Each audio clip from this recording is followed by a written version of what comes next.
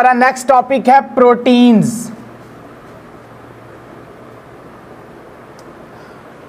Proteins very important topic, but इसमें इतनी ज्यादा डिटेल नहीं है, वही कॉमन सी डिटेल है बेटा। प्रोटीन्स हमें पता है एक मैक्रो मॉलिक्यूल है जो कि बना होता है किस चीज से, मोनोमर्स ऑफ अमाइनो एसिड से। It is a macro molecule, it is a polymer molecule, और हमें पता है बेटा पॉलीमर्स बने होते हैं मोनोमर्स से। तो proteins are the monomers of amino acids. Amino acids बेटा बहुत सारी टाइप्स के अमाइनो एसिड्स प्रेजेंट होते हैं नेचर के अंदर, लेकिन 20 types of amino acids make the most of the proteins of body. ज्यादातर प्रोटीन्स जो हैं वो कौन सी टाइप्स, कितने टाइप्स के अमाइनो एसिड से बने होती हैं? 20 टाइप्स ऑफ अमाइनो एसिड्स। ये जो 20 टाइप्स ऑफ अमाइनो एसिड्स हैं, इनकी वेरियस बेसिस पे हम क्लासिफिकेशन करते हैं। Acidic amino acids, basic amino acids, neutral amino acids, या essential amino acids and non essential amino acids. बेटा हमें नाम याद करने की ज़रूरत नहीं है इनमें कि एसिडिक कौन सा है, बेसिक कौन सा है, और 20 के 20 अमाइनो एसिड्स के भी नाम यहाँ याद करने की ज़रूरत नहीं है, क्योंकि यहाँ उसने आपके सिलेबस में नहीं दिए हुए। केमिस्ट्री में चूँकि दिए हैं तो केमिस्ट्री में हम पढ़ेंगे भी बेटा। यहाँ पे 20 टाइप्स ऑफ अमाइनो एसिड्स हैं जिनको हम दो कैटेगरीज में डिवाइड करते हैं, essential amino acids and non essential amino acid. Essential amino acids कौन से होते हैं? ऐसे अमाइनो एसिड्स जो हमें बाहर से लेने पड़ते हैं। ऐसे अमाइनो एसिड्स बेटा जो हमें बाहर से डाइटरी रिक्वायरमेंट है, that are called essential amino acids, जिनकी डाइटरी रिक्वायरमेंट है। और नॉन असेंशियल अमाइनो एसिड्स ऐसे अमाइनो एसिड्स हैं जो हमारी बॉडी खुद प्रिपेयर कर सकती है, सेल्फ प्रिपरेशन। अब बॉडी खुद बना सकती है तो लिहाजा बाहर से लेने की जरूरत नहीं है, तो इनको नॉन असेंशियल अमाइनो एसिड्स बोलते हैं। असेंशियल अमाइनो एसिड्स क्यों बोलते हैं? क्योंकि बॉडी खुद नहीं बना सकती, हमें बाहर से लेने ही पड़ेंगे। तो that depends upon dietary requirement and called essential amino acids। अब बेटा हम जनरल स्ट्रक्चर देखते हैं अमाइनो एसिड्स का, कि अमाइनो एसिड्स का जनरल स्ट्रक्चर क्या है। अमाइनो एसिड्स में एक सेंट्रल कार्बन होती है जनरल स्ट्रक्चर में, जिसे हम अल्फा कार्बन बोलते हैं। अल्फा कार्बन पे देखिए कार्बन कितने बॉन्ड बनाती है? 4 बॉन्ड बनाती है। तो ये अल्फा कार्बन जो है ये एक बॉन्ड बनाती है कार्बोक्सिलिक ग्रुप से, COOH, कार्बोक्सिलिक ग्रुप से, जबकि दूसरी तरफ ये अमाइनो ग्रुप से बॉन्ड बनाती है। thirdly ये एक हाइड्रोजन के साथ बॉन्ड बनाती है, जबकि दिस ग्रुप इज वेरिएबल। ये जो R ग्रुप है, चौथा R group, this is variable group. ये ज़हन में रखना है बेटा। मुख्तलिफ अमाइनो एसिड्स में ये R ग्रुप मुख्तलिफ हो सकता है, जबकि COOH group, NH2 group and H group, ये तीनों ग्रुप कांस्टेंट हैं। This is constant group. दुनिया का कोई भी अमाइनो एसिड ले लें बेटा, ये तीनों ग्रुप्स लाजमी होंगे उसमें, सिर्फ ये R ग्रुप वेरिएबल होगा। यहाँ पे ग्रुप्स जो है वो चेंज होते जाएंगे। मिसाल के तौर पे बेटा अगर यहाँ पे मैं लगा दूं, इस R की जगह पे मैं लगा दूं H, अब मैंने R की जगह क्या लगा दिया है? H लगा दिया है, तो ये बन जाएगा अमाइनो एसिड ग्लाइसिन। अगर मैंने R की जगह पे लगा दिया है CH3, तो ये बेटा बन जाएगा एलानीन। एलानीन अमाइनो एसिड बन जाता है। This carbon is called alpha carbon. और ये जो अल्फा कार्बन है, it is optically active carbon, optically active carbon. ये ऑप्टिकली एक्टिव कार्बन है in all amino acids except, पूरी दुनिया में बेटा, पूरी नेचर में सिर्फ एक अमाइनो एसिड है जिसकी ये जो अल्फा कार्बन है ये ऑप्टिकली एक्टिव नहीं होती। बाकी जितने भी नेचर में अमाइनो एसिड पाए जाते हैं सबकी ये अल्फा कार्बन ऑप्टिकली एक्टिव होती है। और वो कौन सा अमाइनो एसिड है बेटा? That is glycine. अब पहले समझते हैं इस ऑप्टिकली एक्टिव का मतलब क्या होता है। ऑप्टिकली एक्टिव कार्बन ऐसी कार्बन होती है जो कायरल कार्बन हो। अब ये कायरल कार्बन क्या है? कायरल कार्बन ऐसी कार्बन को कहते हैं जिसके साथ 4 डिफरेंट ग्रुप लगे हों। चारों जो फंक्शनल ग्रुप्स अटैच हैं वो डिफरेंट हैं। यहां पे देखें बेटा, अगर CH3 लग जाएगा तो ये ग्रुप और है, ये ग्रुप और है, ये और है और ये और है। तो चारों ग्रुप्स देखें बेटा डिफरेंट हो गए हैं, तो ये ऑप्टिकली एक्टिव कार्बन हो गई। जबकि अगर मैं यहाँ पे H लगाऊं तो क्या होगा? इस साइड पे और है, इस साइड पे और है, लेकिन यहाँ ऊपर और नीचे देखें दोनों साइडों पे HH आ गया, तो ये ऑप्टिकली एक्टिव नहीं होगी।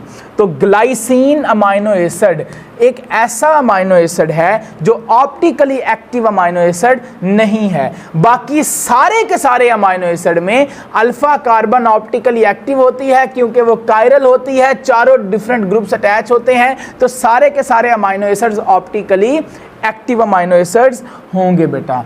क्लियर हो गया? अब देखते हैं हम कि ये अमाइनो एसिड्स आपस में जुड़ते कैसे हैं, क्योंकि हमने प्रोटीन्स बनानी है और मैंने कहा कि proteins are the polymers of amino acids. Proteins are the polymers of amino acids.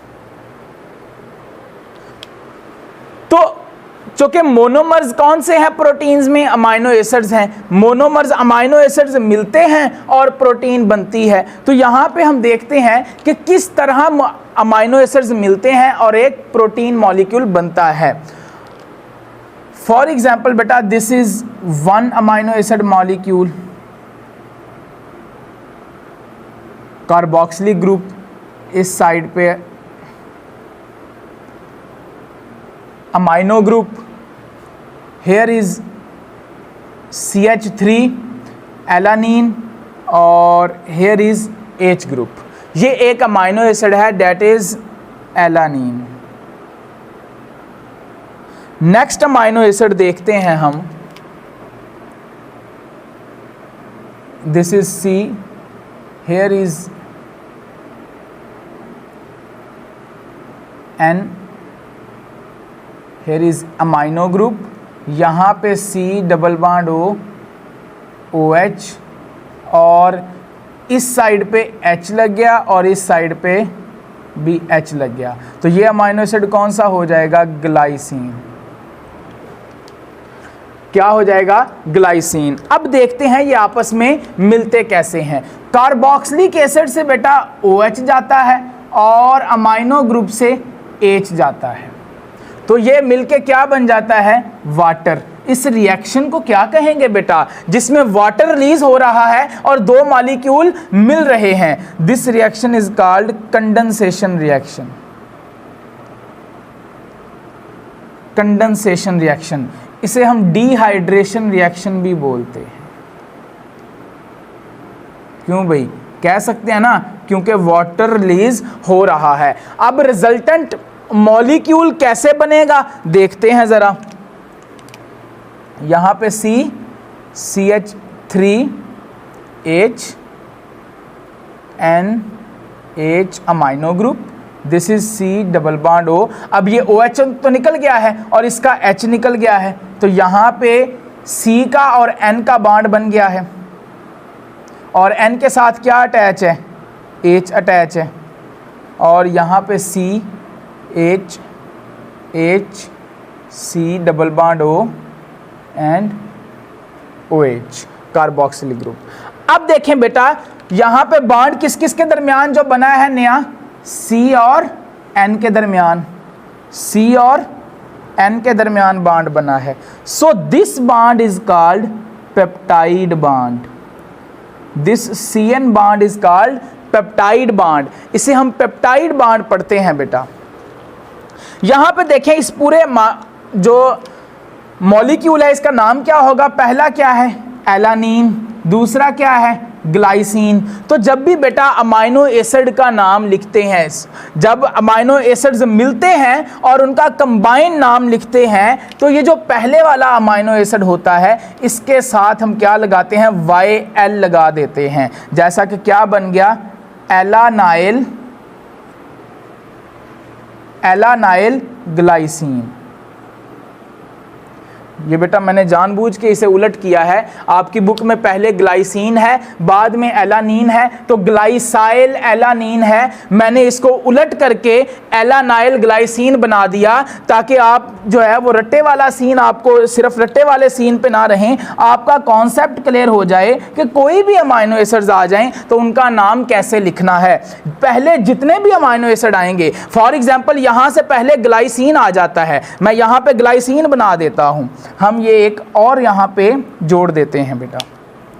Suppose यहां पे मैं एक और अमाइनो एसिड जोड़ देता हूं तो क्या होगा, C डबल बॉन्ड OC, कौन सा जोड़ें, हम ग्लाइसिन ही जोड़ देते हैं। तो यहां पे H आ गया, यहां पर भी H आ गया और यहाँ पे NHH। अब मैंने एक और अमाइनो एसिड जोड़ दिया है glycine.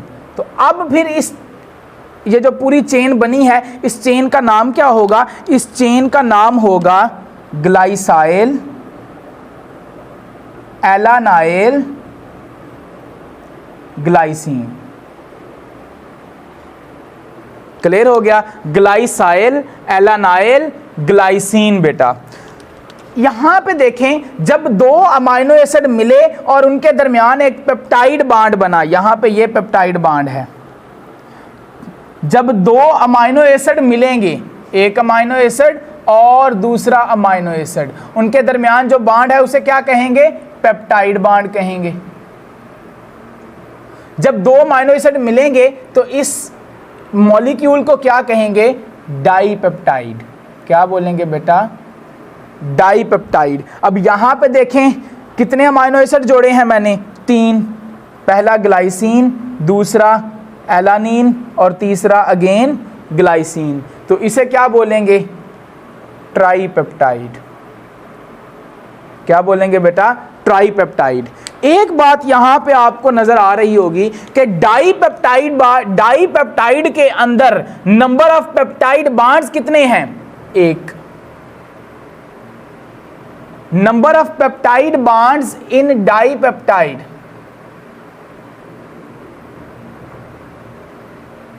One peptide bond is present between in a dipeptide, जबकि ट्राइपेप्टाइड में नंबर ऑफ पेप्टाइड बॉन्ड कितने हैं, 1 और 2। तो ट्राइपेप्टाइड में 2 पेप्टाइड बॉन्ड होंगे, तो 1 पेप्टाइड बॉन्ड कम होता है। तो NMD कैट में बेटा यहां से क्वेश्चन बन सकता है कि how many peptide bonds are present in a dipeptide और ट्राइपेप्टाइड। तो बेटा आंखें बंद करके 2 या 3 पे नहीं लगा देना, 1 पेप्टाइड बॉन्ड हमेशा कम होगा as compare to total number of amino acid in that peptide. Clear हो गया बेटा, आगे चलते हैं। देखिए इस टर्मिनल पे ये इस तरह चेन चलती जाएगी। ये कार्बोक्सिलिक ग्रुप जो है ये अगेन फर्दर अमाइनो एसिड्स के साथ जुड़ेगा, इधर से ये अमाइनो ग्रुप जो है ये इधर फर्दर अमाइनो एसिड से जुड़ेगा, लेकिन इस साइड पे ये वाला ग्रुप ही रहेगा और इस साइड पे ये वाला कार्बोक्सिलिक ग्रुप ही रहेगा। जिस साइड पे अमाइनो ग्रुप है that is called N terminal, that is called N terminal of the peptide, और जिस साइड पे कार्बोक्सिलिक ग्रुप है that is called C terminal of peptide. तो N terminal and C terminal. This is the general structure of amino acid and how amino acids condense to form a peptide.